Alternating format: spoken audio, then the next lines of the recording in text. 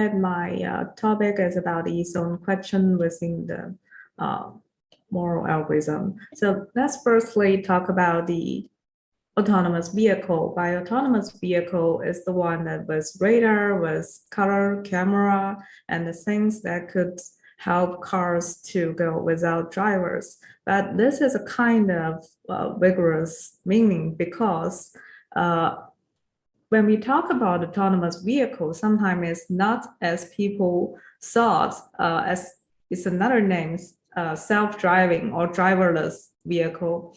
That means the vehicle or cars can drive without the human driver. But actually, when people talk about, usually they talk about conditional driving automation. That's a level 3 autonomous vehicle. And it is the autonomous vehicle that we usually see in newspaper or in some news and articles. Lots of articles that mention we already have an autonomous vehicle here indicates the level 3 conditional driving automation. So that means the machine will take care most of the driving manipulation, but the human needs some time to take over and make their own decisions. So this is premise I would like to mention, because if we want to have a fully autonomous vehicle, so that means we will have a level 4 and level 5. At level 5, it is the self-driving car that people expected to have. It is the one that can go without driver, without any interference of human drivers. But the problem is there are some moral dilemmas. So why do I need to mention level 3? Because in level 3, humans sometimes take over when driving. So if they meet some moral dilemma, you can let them to decide it by themselves, just as the human driver do always. And this is the famous Trolley case, I think many of people knows. So that is the Trolley case in self-driving car, because at that time, human cannot interference. So if we meet this kind of situation that 5 people on one side and 1 people on the other side, and the car is somehow out of control or somehow in an accident that cannot stop. So what do we need to do? Because it's a car that's drive autonomously, we need to setting the we need to set the algorithm that help us to decide it, what to do in this kind of moral dilemma. And there are some people who do some survey according to Bergman's experiments. So overwhelming, he said, is 95% people decided to hit the single person. So that is in moral principle we usually call utilitarianism. Yes, it may have lots of people that refuse to use it, but at first people think it's a good choices.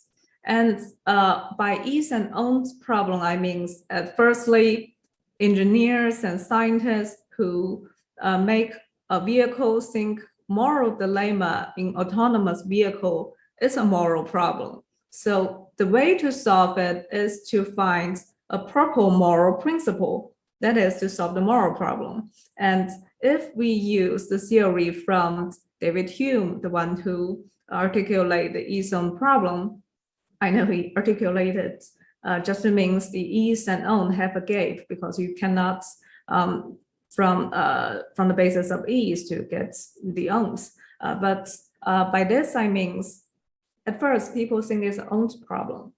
The way to solve moral dilemma is to find what people own to be in this kind of situation. Then we apply it to algorithm. Then all the things can be solved. But actually, no. Actually, it's sort of problems. At last page, we could see we use utilitarianism and things seem to be solved because 95% of people would agree. But when it comes to another kind of situation, such as here, you can see there's a beast and 5 people in front of the self-driving car. So at that kind of situation, if you use utilitarianism, there's only one driver in the car, and the choices that apply the car that applied utilitarianism need to sacrifice the driver in the car. So let the car turn left and fall into the abyss, and the driver are being sacrificed, and 5 people are being saved. So at that time, the survey said most of people will accept this kind of design morally accept, own to be due.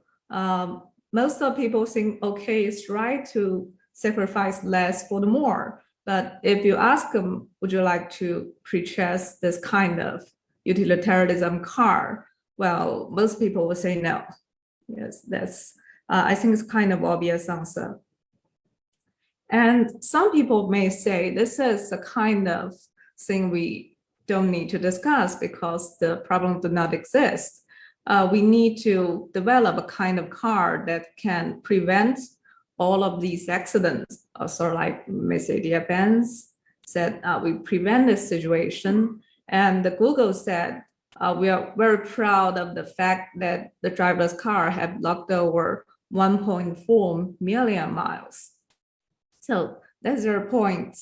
But this kind of point, well, unfortunately, a car without bugs or without accidents cannot exist because firstly, there are some machine failures, and this full kind of failures are pointed out by people who are engineers. They said these things cannot be prevented, always happens.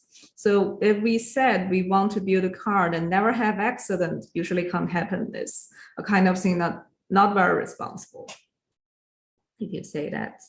And another problem is that the long tail problems. So why are these things, maybe people think he or she would not come across with a moral dilemma in her or his own life. Yes, that sometimes it is true, but the problem is for self-driving car, those engineers said the long tail problem sometimes is the biggest problem because we could set some algorithm to solve most of the problems, such as you could see the long tail means the corner case, unlikely events. And the engineer from Google said, usually we are designing cars for maybe how to drive at raining day and how to pass the cross street or something like that. But usually you cannot fully predict it. Things like a plastic bag just flow to the middle of the street or a sofa just be leave at the middle of the street. But that sometimes happens in real life. And if we have cars everywhere, we're gonna come across that. That's a kind of thing that would happen. And that is why we say the moral dilemma is a problem we need to consider because we have machine failures, we have long tail problems, so we cannot build a car that's never had accident. And the dilemma of algorithm is that, well, sometimes the driver will always protect their car, the Mercedes-Benz thing.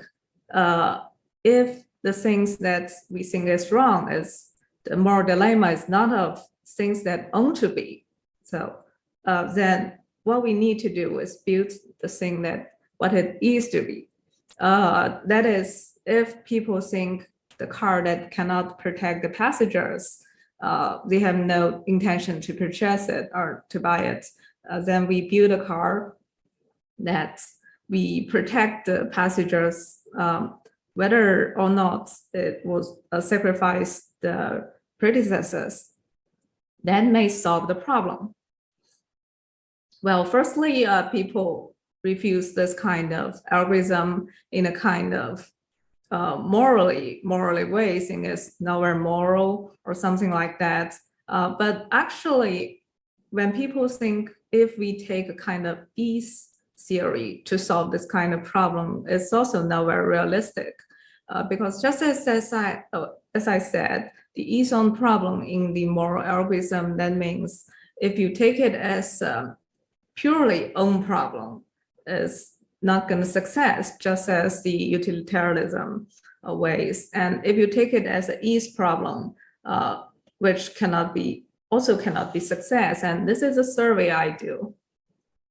And I use a kind of a software called Demo, so it can test people from around China, so that we could have a data that more representative. And this is a map that shows people from what part of China is almost most of the place. And at first, I tested egoism and utilitarianism. Well, I didn't use this kind of name in the survey because maybe the they will have some kind of thoughts around the names, but not the kind of behavior. So when we ask if you would design a car that protects passengers, that's a kind of egoism. And when we ask, would you design a car that tend to save more people? I mean, that's a kind of utilitarianism. And actually, people who want to design utilitarianism are more than people who want to design egoism. And that shows some differences. I make a chi-square and to compare it. Yes, more people want to design utilitarianism, and when in moral acceptance, I think it's kind of thing that ought to be done, ought to save more people. But when you ask, would you buy this kind of autonomous vehicle, according to the plan, Mercedes-Benz and other vehicle companies thought, because of the failure of utilitarianism, people may tend to buy something that's more like an ease plan that's more have more protection on the passage, him or herself. But actually, when we ask it, the cars that take egoism as its algorithm didn't show difference. Actually, it's a little bit lower than the utilitarianism, and the data didn't show significant differences. We cannot say it's the same, it's just didn't show differences. That means if you use egoism and think the ease plan can be kind of right way to solve the problem, is also didn't work. And when I ask people, would you design an autonomous vehicle that mix two algorithm? I mean, it's a kind of thing that I think if we consider both what people ought to be, that is, they're morally accepted this kind of plan, and we should also consider what people is to be. I mean, what they actually would do. That is kind of thing that makes them want to buy this kind of vehicles. So the mixed plan is that it tells them if they met a kind of moral dilemma, that the self-driving car in the situation that whether sacrifice the driver or the predecessor, the car will choose a kind of egoism plan to protect the driver or protect the passengers, whoever in the cars. But if they meet a kind of situation that the cars will, in the situation just like the trolley case, on the left there are 5 people, on the right there are 1 people, it will choose a kind of plan that belongs to utilitarianism. It will save more and sacrifice less. So there's a kind of mixed plan that's described in this kind of survey. And in a design case, it's sort of thing that's, would you design this kind of autonomous vehicle? And more than 80% people think, yes, they could accept this kind of plan. And when we ask, would you buy this kind of autonomous vehicle? And truly more people want to buy it.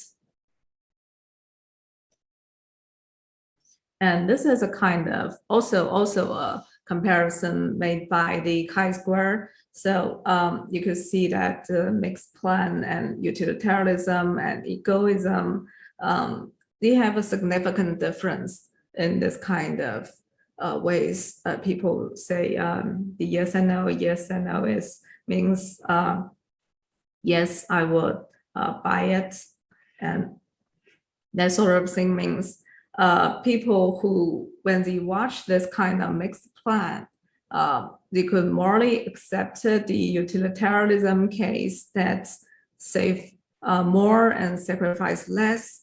But when meet this kind of moral dilemma that including themselves, they would like to use a kind of egoism cases. Well, I do not mean this kind of plan as the perfect plan for autonomous vehicle, but this is a kind of schema or a kind of thought we could use in the designing program. Because the problem is, at first, we use a kind of ways to think it. At first, we think it's a kind of own-to-be plan. It's a think the moral dilemma or moral algorithm a purely moral thing that apparently is wrong. And if we just throw out the morality and think it's a kind of things that is based on E theory, not based on own-to-be theory, and think it's a kind of E thing, we do not need to think about things that morality that affect people also wrong. And the egoism cannot be used as not that kind of thing people think is not moral enough, or is a kind of thing that make the society more dangerous, but it's a kind of thing that people themselves will not choose it, because you choose a car, not all based on ease, also based on own-to-be. And this is another Rawlsian algorithm. It's a kind of thing that's bring about by Derek Reben, and he said it's an alternative method to the utilitarianism situation. And the algorithm use a kind of survival possibilities that data and produce a unique Pareto optimal outcome based on the maximum procedure and randomization. It's a kind of thing that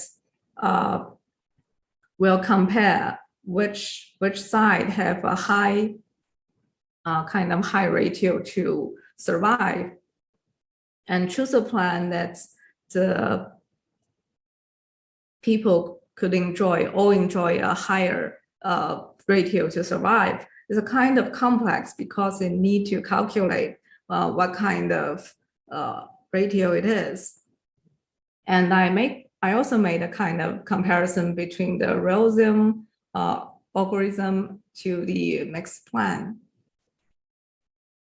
And it does have some differences in design comparison. People would like to design mixed plan rather than Rawlsian plan.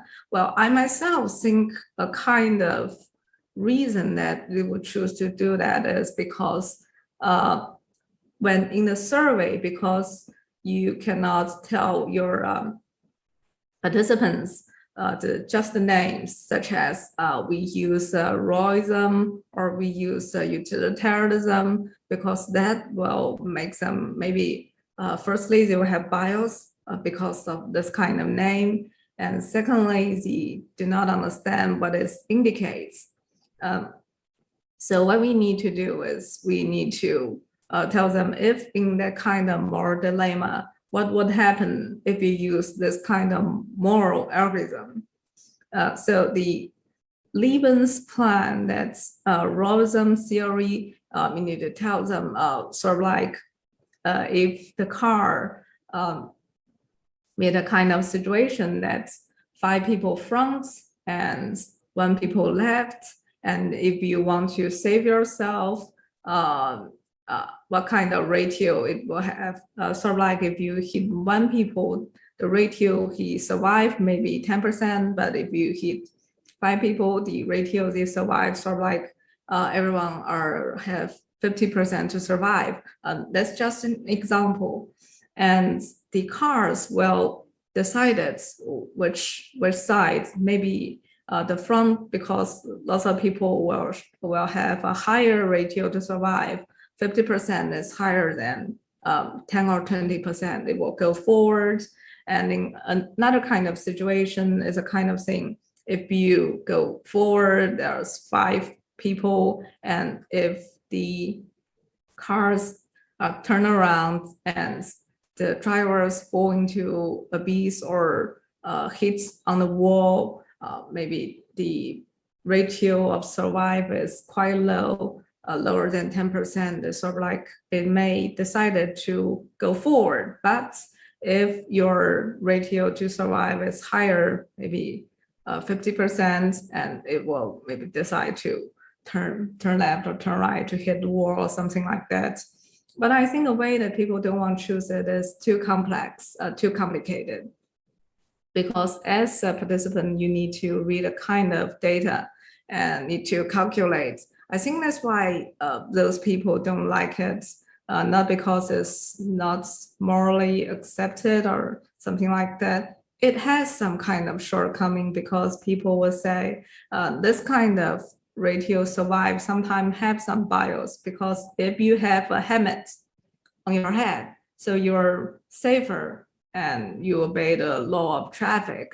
But that means you have a high ratio of survive when be hit by the car. So if there are 2 persons drive a motorcycle, one with helmet on head, another without, the car will choose to hit the one that have helmet on head. Although this one obeyed the law, this one didn't do anything wrong, but because he have a high ratio of survive, the car will hit this guy. And so that is a shortcoming. But I think many people refuse to take it is because it's kind of complicated. It's because kind of ease reason. I think we have lots of reason, moral factors and non-moral factors in this kind of moral algorithm. So it is not a kind of algorithm that you should think is purely moral or it's a moral case. It's a kind of thing that combined with ease and own problem or moral and non-moral factors. And afterward, we also test the buying comparison. So sort of saying, what kind of thing would you like to buy? Well, also more people choose the mixed plan. And Rawlsian is a little bit higher than both utilitarianism and egoism, but much lower than mixed plan. And they have significant difference in chi-square. And I also think this is because the mixed plan that simply tell people you could firstly save yourself, and secondly, it's more acceptable when it in the situation, in this kind of moral dilemma that's will save more people, try to save more people. So I think this is why this kind of plan can have more people agree to buy it or to design it. It's a kind of thing that's mixed by non-moral factors and moral factors. And I think if we have another plan that can be applied to autonomous vehicles, should be a kind of plan that's both can be accepted morally and also can be accepted for some non-moral factors, well, such as this kind of thing. You should maybe protect passengers or protect passengers' family members, because some participants mentioned that they don't want to buy sort of thing like utilitarianism because they think their family members will be in danger if they use his car. So that's a sort of thing that makes in this kind of moral algorithm. Although the problem called moral algorithm, it was affected by lots of non-moral factors, but also we shouldn't ignore the moral factors that inside it. And that is the principal thing I want to present it in the survey. And thank you.